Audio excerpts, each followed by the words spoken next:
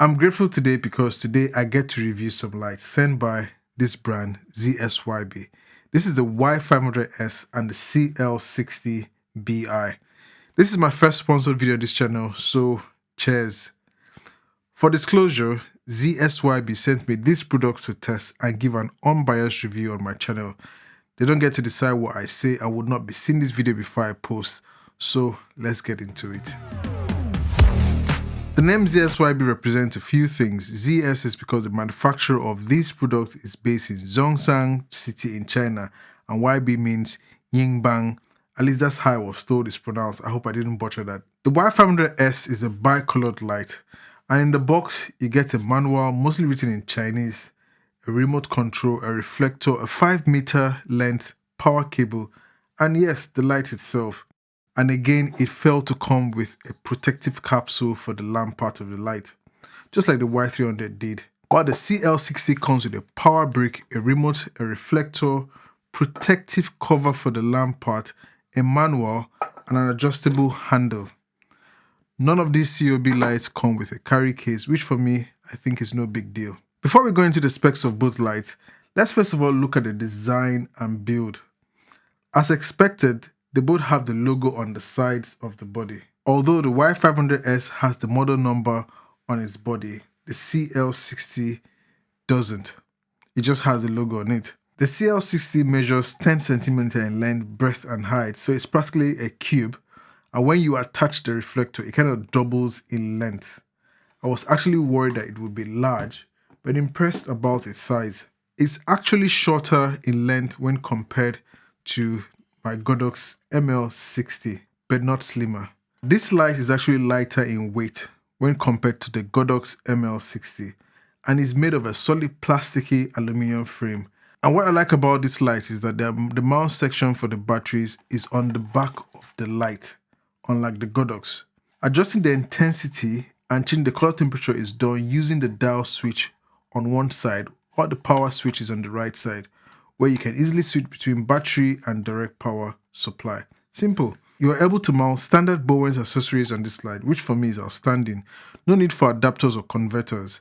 On the other hand, the Y500 series is longer and bigger expected when you compare it side by side with this younger one, the Y300D, just behind me. And yes, it has the same aluminum body build, so all usual accessories from reflectors, caps and light modifiers should work as expected. The Y500s doesn't have the tiny hole where you can easily mount an umbrella, and I just wonder why. I am unable to measure the intensity of the light as stated by ZSYB, as I do not own one of those fancy seconic light meters.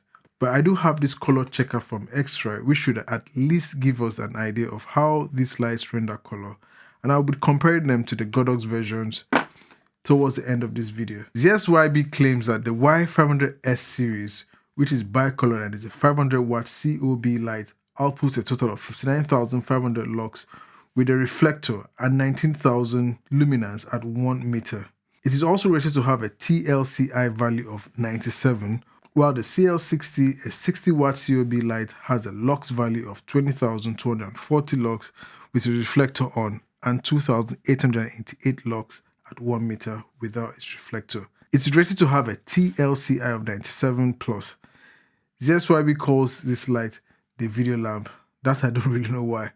And as earlier said, we'll get to test and see how this compares towards the end of this video. Another significant point I want to make about the ZSYB reflectors when compared to the Godox versions is that the ZSYB reflectors kind of beam or focus the light towards the middle rather than an even spread, a technique some companies do to help output more power. At first, I did think the reflectors are inferior when I compared to the Godox, which produces an even spread, only to find out that, oh, some companies do implement that style where it focuses the light in the middle just to get greater output in power. To power the Y500s, you need the 5-meter cable it comes with, and because it comes with no control box, adjusting the intensity or color temperature of this light is done on the light head itself. I asked ZSYB why this light couldn't be powered using the V-mount battery, and that the response was that it would cost more to have that option, which I understand. So do take note if you're planning to shoot where there are no power outlets, you may well need to factor in a portable power generator. while the CL60 on the other hand uses a working voltage of 15 volts at 4 amperes and comes with a power brick, which also makes the overall cable length longer. This light can be powered directly to the wall or by using two Sony MPF batteries. For fan noise, I have the Sennheiser MK416 just above a foot away from me, and this is how the Y500s series sounds with the fan when it's turned on. This is it at 100% brightness. I don't know if you can hear the fan. I will now reduce it to 1%.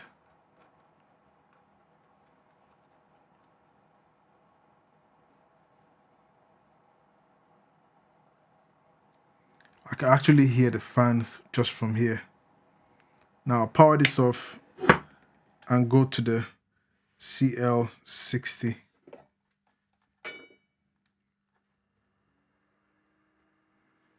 I can literally hear the fan from where I am. I don't know if you can hear it. The light is set at an intensity of 40%.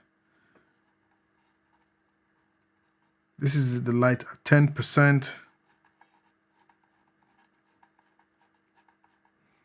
And this is it at 100%. I can see here the fan. Can you hear it? There is a difference in how the Y500s fans work when compared to the Y300D. When you turn off the fan on the 500s, you're able to adjust the intensity of the light from 1 brightness to 20% and nothing more.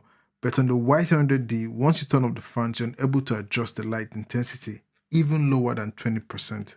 ZSYB say this is possible because on the Y500s, it equips a higher and different cooling system to the Y300 series. It is important to also point out that when you power on the Y500, the fans kick in at once. I suspect this is because they need to keep cool as their control boxes are on the lamp head itself, unlike the Godox and other lights, which have a separate control box. And speaking of controlling these lights, both lights are able to control using remote controls and the control interface on the lights themselves. On the Y500s, you're able to power off and on the light, change the intensity of the light, turn on and off the effect, trigger off or on the fan, control the color temperature, all on the light. This also can be done using a mobile app. This is not the official mobile app though, as ZSYB say they are working to release their own app in the near future. But this mobile app works well and the response is very quick. But I must point out that it's only available for Android. A link to the app is in the description below. While with the CL60, you're able to power off and on the light. You can switch from battery power to direct power supply. You can change the intensity, brightness of the light here, and also the color temperature of the light, and also effect using this same knob. Both these lights feature built-in effect modes, paparazzi, flash, explosion, and more to achieve creative shooting, with the Y500 having 8 different kind of effects, while the CL60 12. Now for test, I use X-Rite's Calibrate color checker for video. This is the passport version. I turned off all the lights in this space except for the light I was testing. I made sure to have my camera set at the same settings all through the test. In the future, I'll be reviewing and explaining in another video why it is important to have one of these. So if you haven't yet subscribed, please do, so you'll be notified when I post that.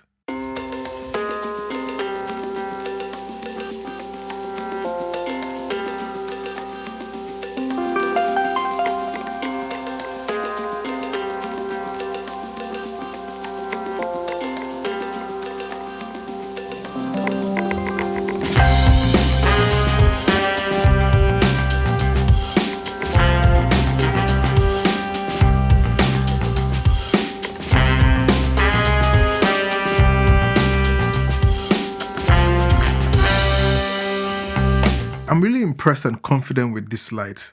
The reason I am confident is because I have tested and know what to do when working with my footages in terms of color correcting.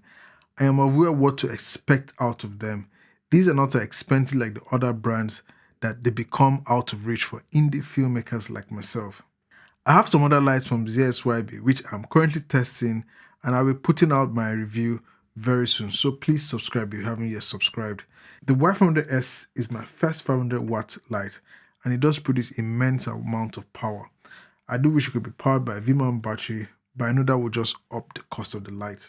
I'm also impressed that the CL60 is able to take standard Bowens accessories, and the batteries do not need an extra weird stuff to mount them. ZSYB has informed me that as a new company, they are working to have their own standalone mobile app for both Android and iOS, so expect that in the near future. Would I recommend this light? Definitely yes. If you're an indie filmmaker who do not have deep pockets, why not? At least you're aware of how to color correct your footage. Knowing how to reproduce colors is very important. In fact, just buying a piece of equipment and not properly testing them out is the big no-no. Anyways, that's it for now. If you're looking to get one of these for yourself, please click the link in the description below. If this was helpful, don't forget to hit the like button and subscribe. See you in the next one. Bye-bye.